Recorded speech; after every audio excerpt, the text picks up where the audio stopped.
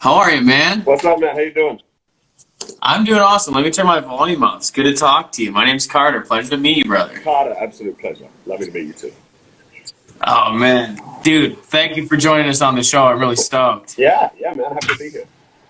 I've been reading about your band a little bit, listening to some of the tunes, and I'm really excited to talk to you.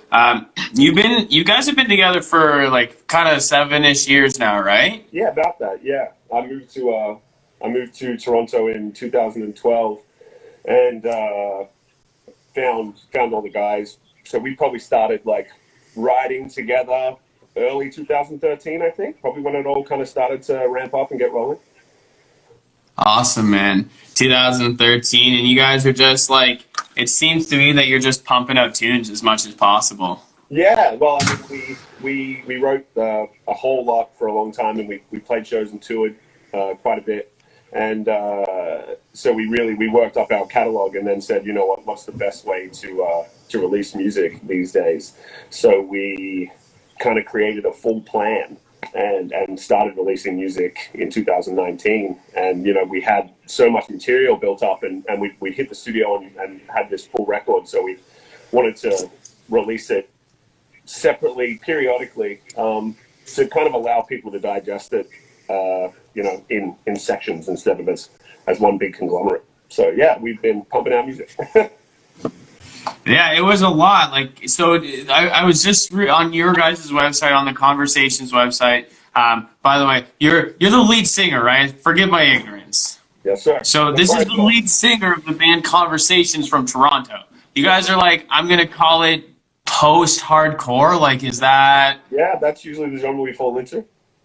Yeah, it was heavier, but at the same time, it wasn't like over the top heaviness. Like, it was definitely heavier music, but it was hard hitting and fast. Like, I liked that. Yeah, thanks, man. Appreciate that. Yeah, absolutely. Maybe when COVID's over, I'll come and see a show. That's what we're all just waiting for the moment, right? Yeah. So. Seriously. Yeah. How have you been? You're okay? Oh yeah, man. Yeah, it's been good.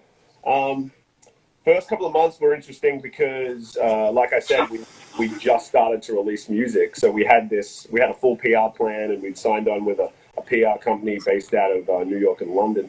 And, you know, we've been shooting music videos and creating content and building all this stuff up.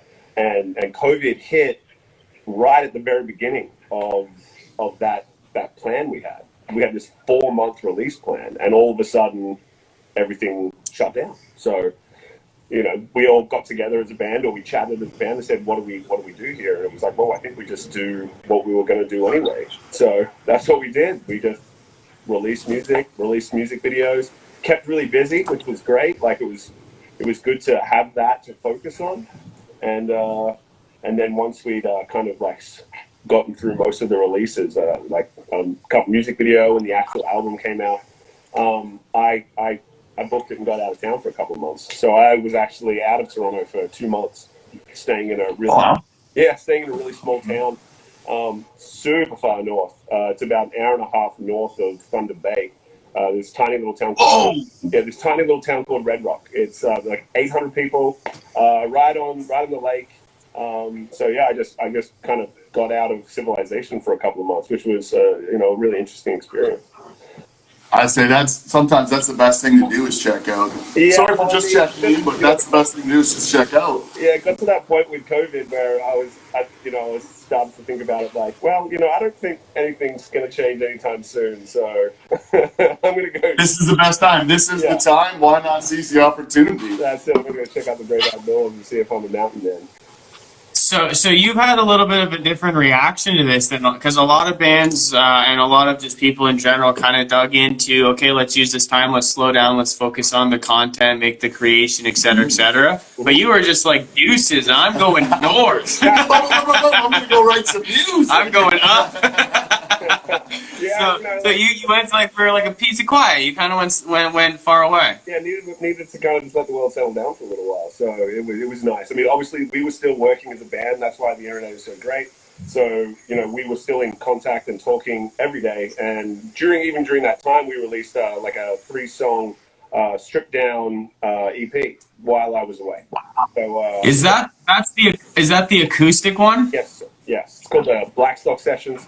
We recorded it in a small little town called Blackstock, Ontario, and it's 3 reimaginings of songs off our latest record. So it was a really incredible experience for being a heavy band, a high energy band, to try to figure out how to do those songs clean and stripped down. So I mean, it was challenging, musically for all of us, but we're all really proud of what we created. So can you get a little more specific? Like, I play guitar, and I know that it is much easier to play particular licks on an electric guitar than an acoustic guitar. So when you're jumping down in sense of like going from electric to acoustic, were you thinking functionality, or were you thinking how can we get this to sound as close as possible, or like what's possible to even play? Like, what was it like? Yeah, it was interesting because one or two of the songs on that acoustic record are hard hitting songs, like fast paced, and I'm screaming through a lot of them, and so we sat down and we said, would this be cool? And then we all kind of went, okay, how do we do it? Get around this? And we basically we all had to we rehearsed and practiced and rewrote those songs for about 6 weeks, I think. And we basically just had to write brand new songs. It was really an interesting experience. I had to rewrite melodies. I had to create new melodies, and was that really new melodies even? I can't be screaming my guts out on a stripped down record, so I was really like, okay, let me find some melody for this stuff. Is there a tune? Yeah. But was it easier writing down when you were when you had the working base of this is what we wanted to, this is what we're starting with, and this is how we're trying to sound it down? Was it easier to have that starting point to have an idea, or did that add that whole other level of complexity where it's like, how do we get to that sound by stripping it down? That's definitely kind of the feeling we had. So we'd be like, okay, well, let's just try to jam this out. And before we knew it, we were like, okay, no, we're gonna have to literally break this down and rebuild it piece by piece. Yeah. So it was frustrating at times, and but overall, we were all just so happy with where we ended. It was so rewarding at the end too, to hear it and to hear the final product. You're just like, damn, wow. Yeah. To go from that, now we have this. It's incredible. Yeah, and the other fun part for us also was, we challenged ourselves to record it live off the floor. So we weren't sitting there. Oh, wow. We weren't tracking it. We weren't being like, I missed that. Let's do it again. We went into one room and mic'd everything. We worked with a couple of really great guys, really good friends of ours who were nice enough to put us up and let us do it in their home. And we ran the songs I think 3 or 4 times each, and then went, all right, well, I hope one of those was good. Run the record, let's do this. So we prepped hard, knowing that we couldn't get there and fuck about. We had to really dial it in and nail it. So it was a really interesting experience, and so the whole time we're like, it might be terrible. but at the end, we won't know unless we take that chance. That's it. And at the end of it, we were like, "Hey, it's pretty good." It's pretty good, yeah. And we would have missed out on that awesome sounding those rewrites if we just told ourselves it wasn't going to be good at the beginning. Yeah. You gotta try, you gotta succeed, and then you gotta fail to succeed. You know what I mean? There is no success, no failure.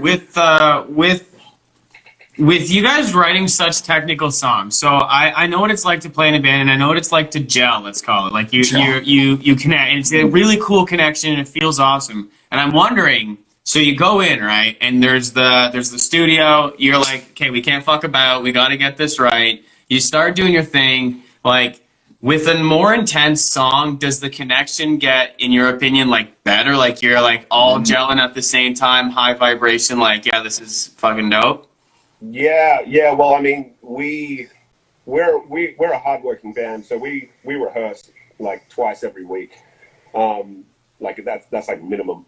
That's minimum. Yeah. And so when we started doing the acoustic songs, it was uneasy at first, but when we started to get into the rhythm of it, it felt fantastic. It really did. Start thinking, huh?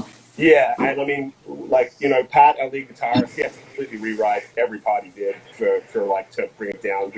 You know, even like these songs, we changed the entire feel of them. Some of them had like a straightforward beat, and we turned it into a swing beat. So everything was changed with it, and including the That's vocal a line. big change for a song. Yeah. That's a lot. Yeah, and so it was like we knew when we had it, but we definitely had, like, you know, 2 weeks would go by, and we'd be like, no, it's not there yet. Like, we're still, let's keep Still working.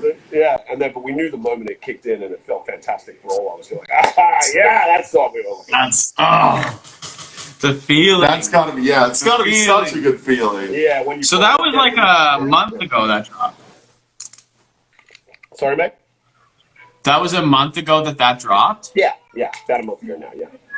Okay, and you've had other records drop in the past like year, like 2 years. Again, you're just smashing music. There's a lot on your list already. And Yeah, I mean, we really wanted to make sure that we had, you know, enough material out there that you could really kind of get to know us as a band musically, and we didn't want to hold off. We just, everyone in the band kind of agreed, like, you know, especially with the two records that we, like the two studio records that we released, we're like, they should be a group. Like, we don't want to let too much time pass in between them, because we want them to be digested as a whole. Yeah. So like, that's why even like if you look at how we released it, it's virtually a concept record, and we've called it the Honesty EPs, and each record has its own title, and there's 4 in total, and each record's supposed to have its own feel to it, but in the end it is supposed to be a single piece. And so yeah, we decided to get creative with how we were going to put it out. I like that. I also think, like, I read a story one time about this guy who had a bunch of people make the perfect piece of pottery, and then he had a bunch of other people make like a gajillion pieces of pottery, and by the end of it, the people who had made a gajillion pieces of pottery were making more perfect pottery than the first, like, if you just stay on one. Yeah. So I'm the kind of person who's like, dude, release the music and just make more. Yeah. Like, I like that. Yeah, we had some interesting chats about that as a band, where we were like, you know, we don't want to, like, we want to make sure that we're making an impact when we release this music, but a lot of us always came back to that argument as well, of being like, we'll write more music, we'll write new songs, like, there's no reason to hold on to these. Let's get them out into the world. No, and there's start working on. And there's no reason to ever stop. Sorry, didn't mean to cut you off there. Sorry, we had some vocal background as well. So I'm hearing you, but I didn't want it to get too bad, so that I wasn't hearing you. It's got to be one of those things where the feeling of just, okay, I'm gonna write something. I'm writing something. Okay, I'm done with it. Pretty good, want to release it, let's release it. I'm going to write something while I'm releasing it. You're like, writing something, you know what I mean? And then I'm releasing it, and then we're writing something else while I'm releasing it, you know what I mean? Like, sorry, we got cat matters in this house. I don't know if you can hear that or not in the background, but it's like, the feeling of, you know, because we live in a house here where, you know, there's Carter who's playing the guitar, shredding constantly, and hearing, you know, the creation process, and, you know, just creating different bits, whether it just be a lick or going into a riff or maybe a song. It's the creation product, the project, I should say. It's just so rewarding to have a finished thing at the end that you can release. I would assume. I'm not a musician. I don't know. Oh yeah, when we. I mean, I can say that there was a pretty massive catharsis throughout the entire band when this run came to an end, when we finished this release, because it's been years in the making for us. You know, from the first started writing to creating the concept behind it, to, you know, coming together as a band and making those decisions together, and you know, it's obviously even being in the studio and that studio time together. And you know, some of it was so like just felt perfect, and other times it felt like you were pulling teeth. But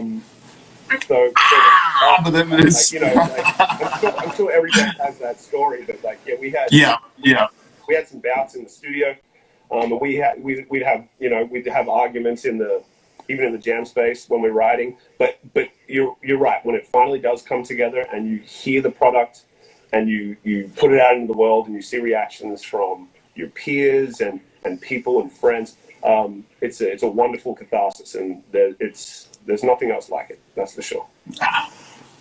I almost call that like the psychology of the session. I think it's so interesting. Like we've talked with bands who have been with really high level producers, and it's almost like the producer's job is to mind fuck the band into a good song. Yeah. Like they whether you're in the same room or in a separate room, and how he talks to who and whatever, like there's a psychology to getting the sound right, and it's just so interesting. Sometimes it's fights, and sometimes it's like hugs, I guess. And then each person has their own different way, and it's up for that producer to kind of remember. Have you run into anything like that yourselves? Yeah, we worked with, so on our studio record, like the last two we released, we worked with this incredible producer named Sam Guyana. Sam's worked with some massive bands now. Like he's a sought after producer, and we were happy to be working with him. I remember the first time. Yeah, he's awesome. He's excellent. We had him as a guest. Yeah, we had him as a guest. We had him last year. We're big fans. We're big fans. Yeah. Sam's good people. I remember the first time that he and I sat down, and I kind of, wanted to speak to him to see if we were going to gel, basically. And, and I was going to, I had my idea to come in the room and kind of like, this is what I want. And how do you, are you good with that? And before I even got to give him the spiel, he said everything. Like, he already just laid it out for me. Like, and he checked this is what we're doing. And you're like, that sounds right. Okay, yeah. It was like 10 minutes. And I was like, cool. Okay. I'm in. I like this guy. I messaged the guys, and I'm like, "Yep, this is happening." Yeah. Like, and he already heard from our demos what we were trying to do, and he's like, "I can hear it, and I think that we can do this, and I think these are the bands that you like." And I was like, "Yes, yes, yes!" And so it was a wonderful fit for us, and I hope to work with him again in the future. But that's awesome. But even Sam, like, and if you know Sam, he knows when to kind of like let go of the reins, and he's like, yes, like I see what you guys are trying to do, and that sounds great. But he also had his keep at it. Or even if he knows, if I remember correctly, it's kind of like when if he'll chat with you and kind of get an idea of what you're going for, and he's like, okay, I'll see what I can do. I mean, luckily for us, we've been rehearsing and practicing for so long that we had a very good idea about what we wanted to do. But that being said, Sam came in and put his 2 cents on the songs when it was needed, and that little shift could be the thing that really brought it together. I still when I was doing one of my vocal days, and I thought I'd nailed everything, and I came back into the room, and he's like, the second verse, you need to rewrite the entire thing. And I was just like, oh, what? Yeah, no, why? Because there was repeated lyrics, and he's like, it doesn't work. You need to write a whole new part. And I was like, when? And he's like, now. Here's a pen, here's a notepad, there's the room. They'll figure it out. Like, okay, I got it. So then I was like, because it's not really my process to just bang things out. But I was, all right, and then I thought about it, and 10 minutes later, I put something down, and I was like, all right, I think I have something. And he's like, all right, we'll get back in the room.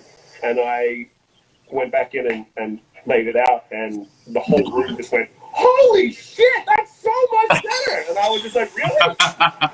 And they're all just like, sometimes it's that push. It's that. Yeah. I had a conversation about that actually today with someone who I really like, and he said kind of like when you get to that wall that you don't know what's coming next, the next thing that you get to, it comes out of the unknown instead of the known, and it's usually awesome. Yeah. I mean, I remember seeing an interview with one of my favorite artists, Jeff Buckley, and he talked about that exact same thing where he said, he's like, you need to exhaust yourself. He's like, it's like being like a long distance runner or an athlete, and you just absolutely run yourself into the ground. The moves you make then are amazing, and it's stuff that's gonna be that whole.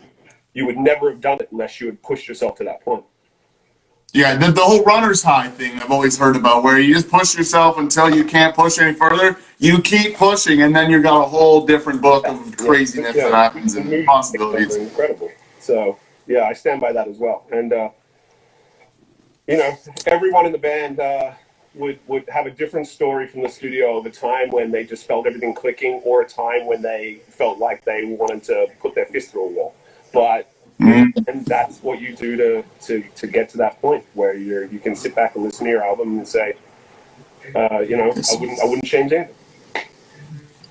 That whole the idea to be able to, not even the idea, the reality to listen to a song or even the album, and at the end, like you said, sit back and say, I wouldn't change a thing. Again, it goes back to an earlier point where it's such a rewarding feeling. It's such a want to share it with everyone I know feeling, like, because I wouldn't change a thing about this. This is a perfect piece in my mind, and I need everybody to see it and share it. And yeah, it's the ultimate smile moment in my heart. So I mean, we're all pretty over the moon that we have finally been able to get this out. And, we made 2 music videos. Two music videos for the latest record, and then we recorded the Black Sox sessions, and we had that filmed as well. So, to have all this content finally out there, is fantastic. And obviously to see it well received was huge for us as well. That's the best part, yeah. And this is a time where the whole COVID situation. I've said it to other guests where it's like, this is a time now where the world is shut down. We're not allowed to go anywhere, do anything, but we can, like you've done, we can harbor this opportunity and just create and produce and release things and recruit new fans, because all over the world people are at home, looking for new music, looking for new content, looking to explore the new regions of everything. So yeah, it was obviously an interesting moment for us when we're like, well, I mean, people have got time right now, so hopefully they take the 5 minutes to check out our latest music video, because it was that. What else? Where can they check it out? You guys have a website? Oh yeah. The website. I mean, I have it written down here. I'd have to pull it up. I'm embarrassed that I don't have it. I reference it, but don't have it pulled up. Conversationband.com if you want to check it out. All of our music videos are up there, and obviously all of our music, and so it's actually really great. Fantastic. Do you have some tutorials like how to play it as well? We made a guitar playthrough for one song, and it's one of the greatest things.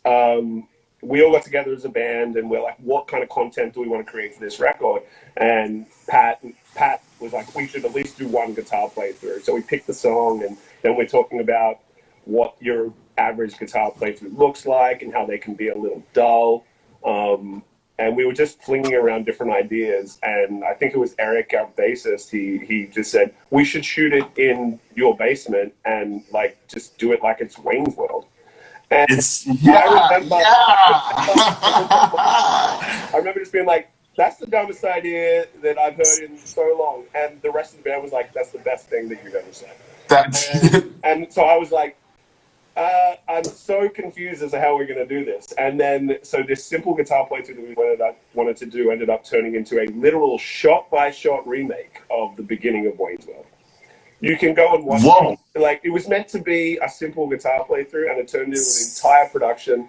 And we edited it. Yoda, our drummer, edited it to the movie. And it's one of those. I need the reason to go watch Wayne's World again. I think I just got it now. I can listen to a sick song while I watch the beginning of it. It makes sense. It makes sense. Watch the it was so much fun to shoot.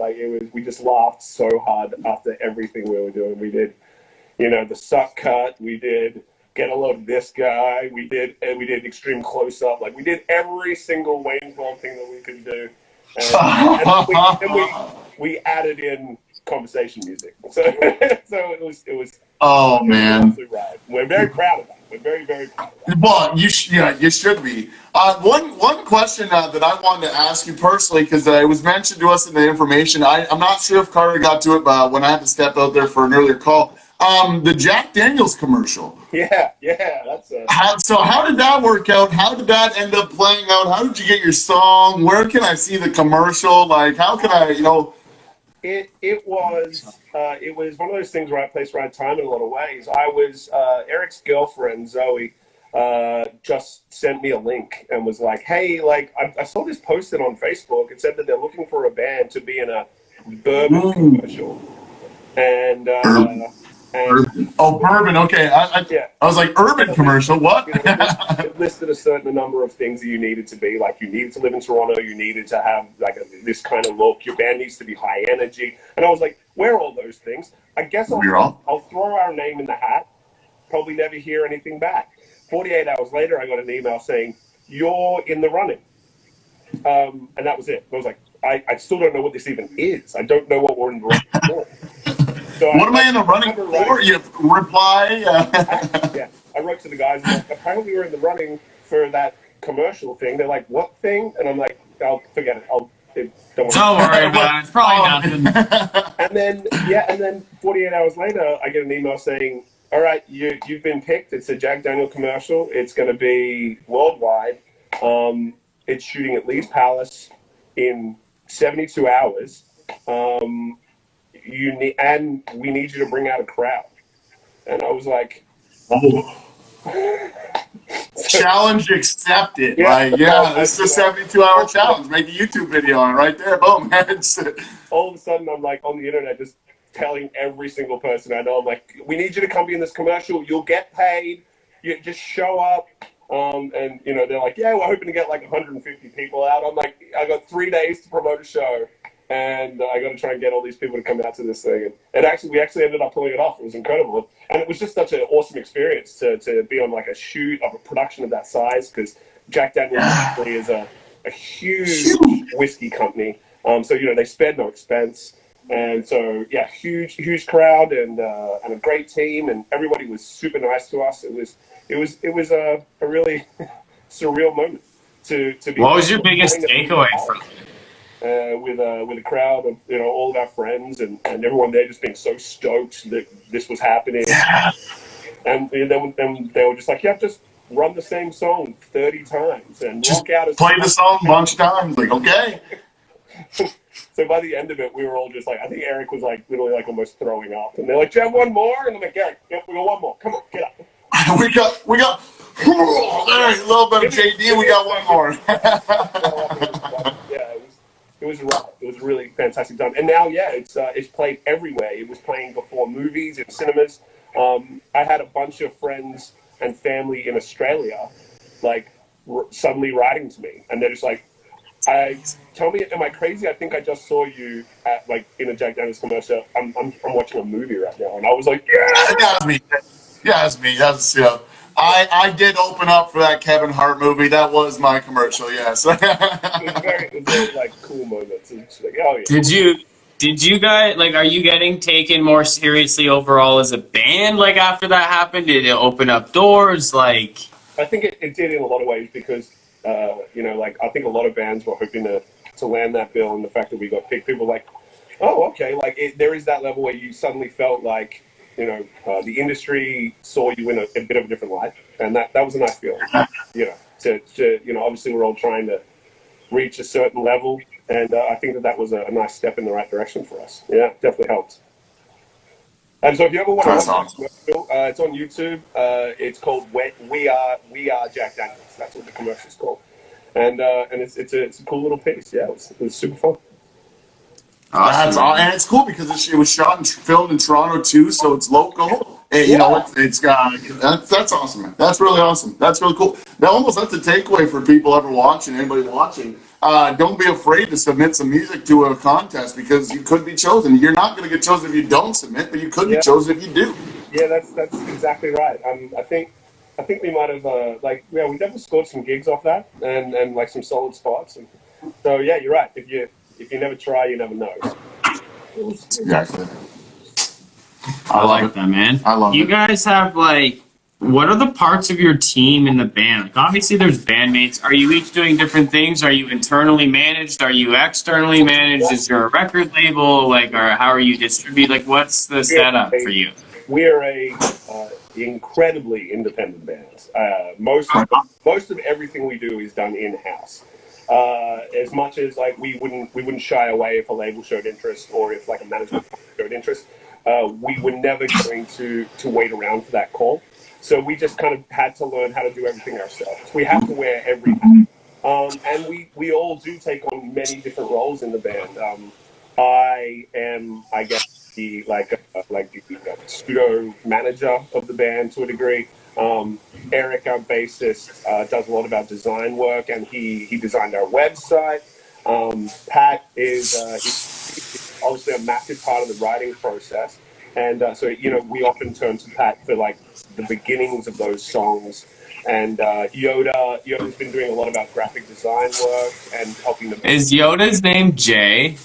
No, that's Jay. That's Jason. He's my guitar. Oh, He's who? He's the guitarist. Hey, buddy. How you doing? Jay's been commenting some pretty funny stuff. I've been watching, but he says he's the style icon of your band. Yeah, absolutely, 100%. Jason is the style icon of our band. No one would possibly question that.